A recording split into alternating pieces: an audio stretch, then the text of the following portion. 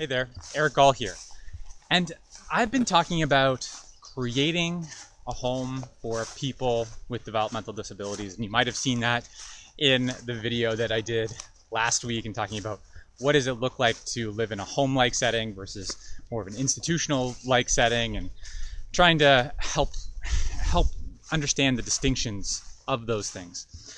And one of the families that I'm coaching, that I've been working with, kind of on and off over the last year and a half or so, said, Eric, we really want to work towards helping our son create his own home, and we're going to work towards the idea of a supportive roommate. And we started having a conversation with someone who could potentially be a supportive roommate, and we found ourselves just maybe grasping a little bit to try and explain the concept. So we love these short videos that you do. Could you do a short video explaining a supportive roommate and what that concept is, what it could look like?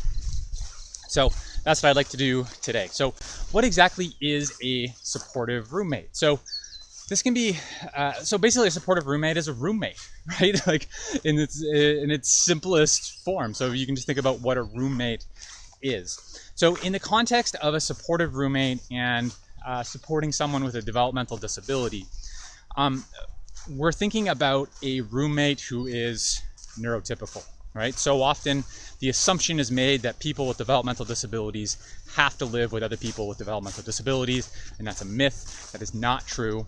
Many people with developmental disabilities live with people that are neurotypical. Okay, so now that we've got that understanding, and that's something that I've done too, so I'll talk about my story and my experience with being a supportive roommate in a moment here.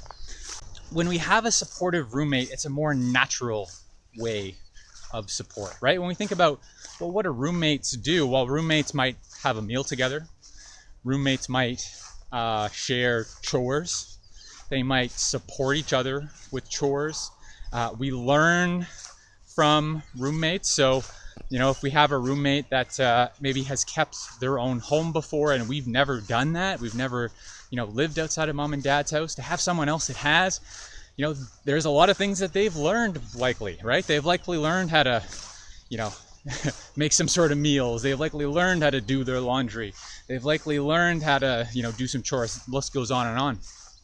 But that person can be a really good role model, right? Someone to learn from. So I want us to think about that, right? And that's just a more natural way of support, right? Two roommates doing stuff together versus a more institutional model where paid support is kind of doing everything.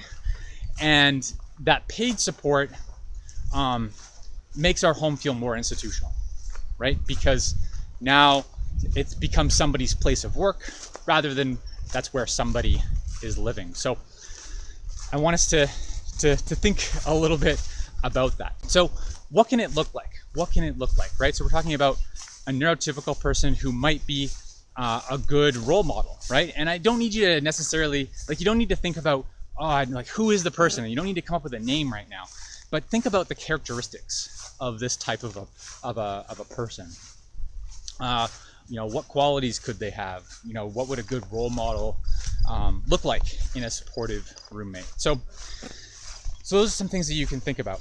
And as I mentioned a little bit earlier, I've been a supportive roommate. So I lived with my friend for 2 years.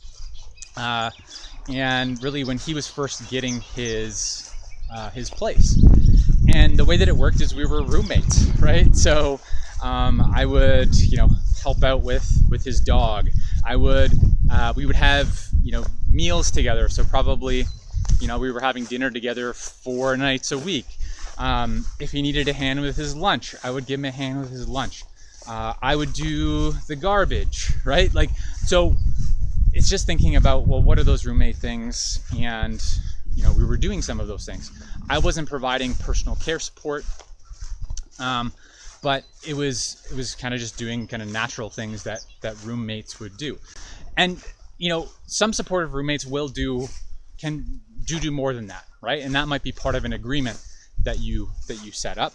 And often in those sorts of supportive roommate agreements, it can be, some natural types of support, and you might want to define what those are and how frequent, can be provided in exchange for a subsidized rent, right? So, and again, that's flexible, right? That can be designed in a way that's best for the people. So one objection that I often get around supportive roommates is, well, that supportive roommate, that neurotypical person is going to leave, right? And maybe they're only going to be around for a year. Well, when we're thinking about recruiting that supportive roommate, we can have that in mind, right? If it's a student that we're trying to recruit, then yeah, the likelihood of their tenure or the retention of that person, how long they're going to live there, might be a little bit less than if it's a young professional or someone that's new to the area and trying to establish some roots. So we can really think through that. The other thing is, if we're trying to go another route where we're thinking about our loved one with a developmental disability living with another person with a developmental disability, there's going to be a lot of turnover there too. Okay, so I haven't heard of many situations where families coming together and placing their loved ones in the same home and not lasting for a very long period of time. One person, it just doesn't work for one person moves out, and then you're in a spot where you got to find somebody new. The other thing is you're going to need more paid support, right? So you're going to be recruiting more paid supporters because paid supporters leave, and the retention of paid supporters often isn't very long either, right? So, we just need to be a little bit strategic and realize that there's going to be some sort of turnover no matter which way we're going. I hope this video is helpful to help you understand the possibility of a supportive roommate, right? Who's neurotypical, who would maybe be a good role model, be able to provide more natural supports, more of a home environment with your loved one. And I hope this maybe helps you think through what some of those objections are. And this video might be helpful for you, or it might be helpful for you to share with other people to help them understand what a supportive roommate could potentially look like. And again, it's very flexible and it can be adapted to what would be best for the person, for the situation, for the people. So I hope that was helpful. I'm Eric Gall. Together, let's take a small step forward.